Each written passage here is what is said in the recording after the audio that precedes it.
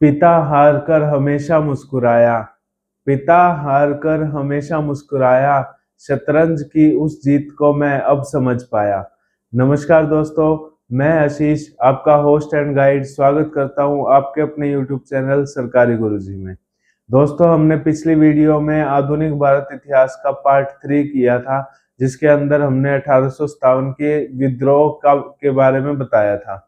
ठीक है, तो इस वीडियो के अंदर हम पार्ट 4 करेंगे 1857 की क्रांति के विद्रोह के बाद क्या हुआ, क्या हमारे पास शासन प्रणाली थी, क्या क्या हुआ, किसने सत्ता को संभाला, ईस्ट इंडिया कंपनी का क्या हुआ, वो सारी बातें हम इस वीडियो में करेंगे। तो चलिए शुरू करते हैं।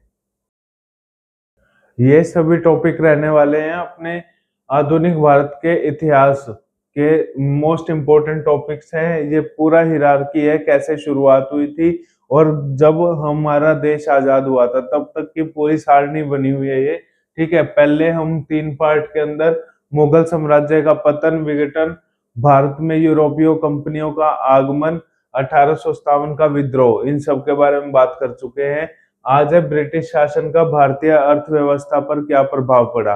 ठीक है, तो आज ये चौथा पार्ट रहने वाला है, 1857 के बाद का भारत। ओके, इसके अंदर 2 पार्ट रहने वाले हैं। 1857 की क्रांति के बाद राजनीतिक क्या हालत रही। ठीक है, पहले क्या होता था, ईस्ट इंडिया कंपनी संभाल रही थी इस सत्ता को। ठीक है, 1857 की क्रांति के विद्रोह से पहले। ठीक है, उसके बाद इस विद्रोह के बाद क्या हुआ वो हम बात करेंगे, राजनीतिक क्या हालात रहे। ठीक है, और ब्रिटिश सरकार का भारतीय अर्थव्यवस्था पर क्या प्रभाव पड़ा, इकोनॉमिकली क्या रहा। तो 1857 की क्रांति के बाद राजनीतिक हालात, इन सब को हम संक्षेप में पढ़ेंगे। पहले आप मेन हेडिंग देख लो। ब्रिटिश ईस्ट इंडिया कंपनी का अंत हुआ था।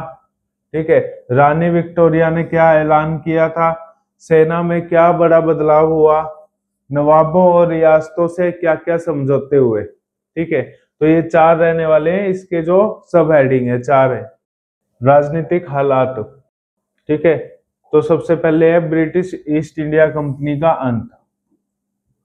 1857 के बाद अंग्रेजों को यह एहसास हुआ कि किसी भी निजी कंपनी को सत्ता देना खतरनाक हो सकता है। निजी कंपनी कौन सी, ईस्ट इंडिया कंपनी।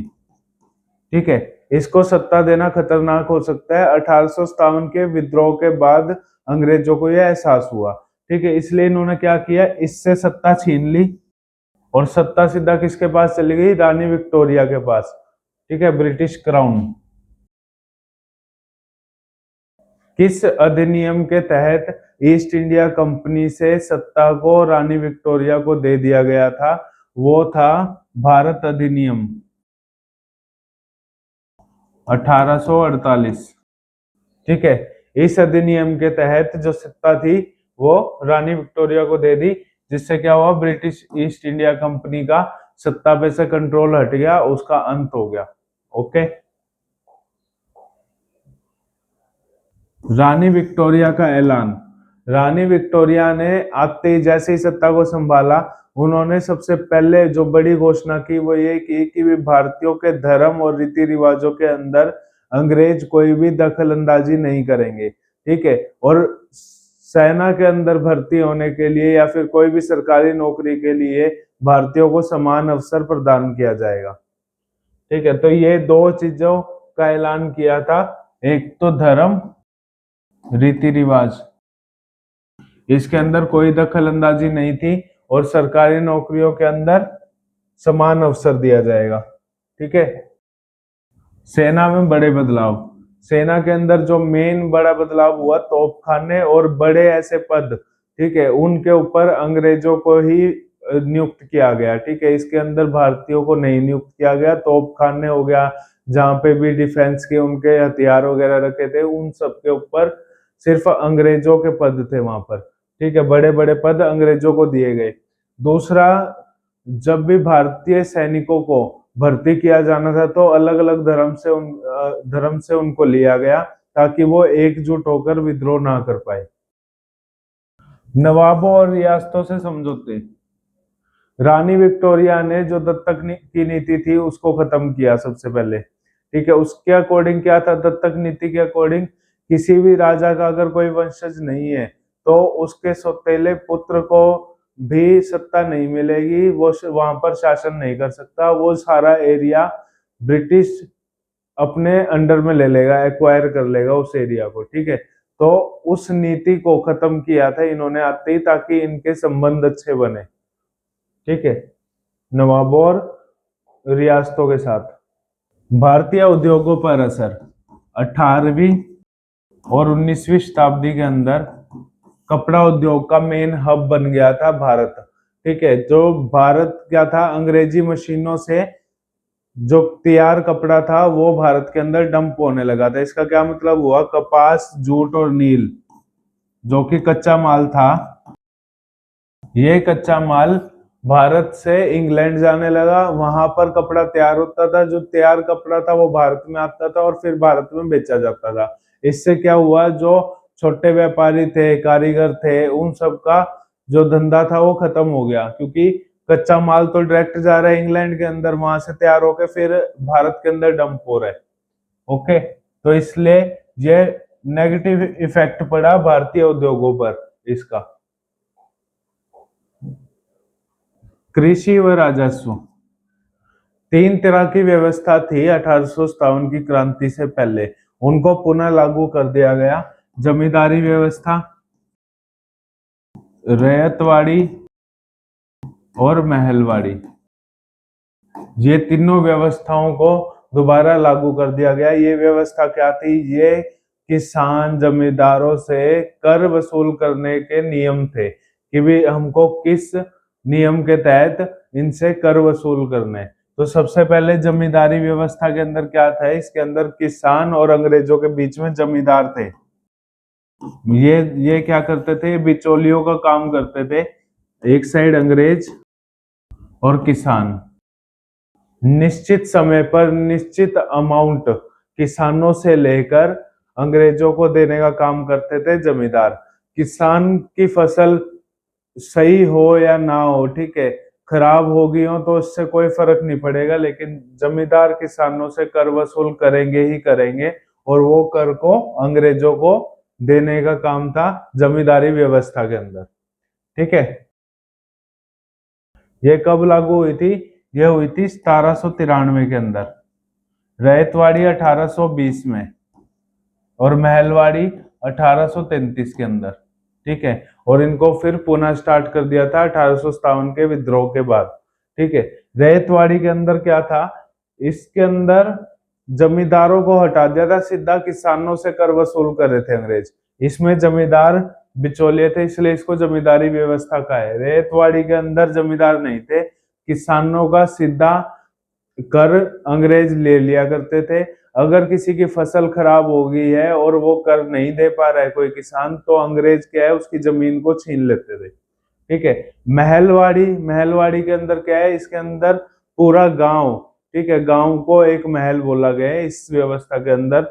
मान लिया पूरा गांव है, वो एकजुट होके एक राशि, ठीक है, एक मिलजुल कर एक फिक्स राशि को अंग्रेजों को दिया करता था वो पूरा गांव। ठीक है, उसको बोलते हैं महलवाड़ी। तो जमींदारी व्यवस्था किसने लागू करी, लॉर्ड कॉर्नवालिस ने। लॉर्ड कॉर्नवालिस ने, ठीक है, ये थॉमस मुनरो और रीड, और ये की है होल्ट मैकेजी ने।